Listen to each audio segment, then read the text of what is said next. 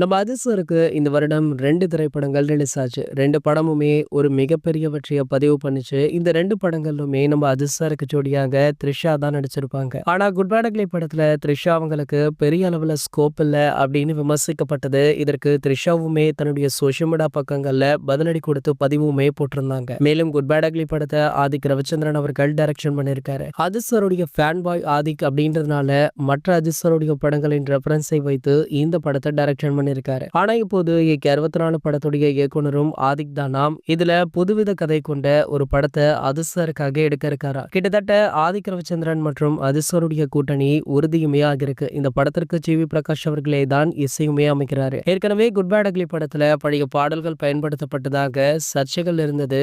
மேலும் பாத்தீங்கன்னா ஏகே 64 படத்துல அதிர்சருடன் 2 நடிகைகள் ஜோடி போட இருக்காங்களா. முதலாவதாக அதிர்சருடைய பில்லா, விஸ்வாசம் போன்ற படங்கள்ல அவருக்கு ஜோடியாக நடித்த நயன்தாரா மீண்டும் அதிர்சருடன் இணைய இருக்காங்களா. இப்போது நயன்தாரா மூக்குத்தி அம்மன் 2 படப்பிடிப்புல படு பிஸியாக இருக்காங்க. அடுத்ததாக சூர்யா சாருடைய ரெட்ரோ படத்தில் நடித்த பூஜாக் டே அதிர்சருடன் ஜோடி போட இருக்காங்களாம். மேலும் ஏகே 64 படத்துடைய படப்பிடிப்பு அக்டோபர் மாதம் தொடங்க இருக்கு. அடுத்த ஆண்டு கோடை விடுமுறைக்கு இந்த படம் ரிலீஸ் ஆகவுமே இருக்கு. இது போன்ற நம்ம அதிர்சரி பற்றி வெளியாகும் அனைத்து செய்திகளுமே நீங்கள் உடனே தெரிஞ்சுக்க நம்மளுடைய அஜித் 360 சேனலை மறக்காம சப்ஸ்கிரைப் பண்ணிக்கோங்க.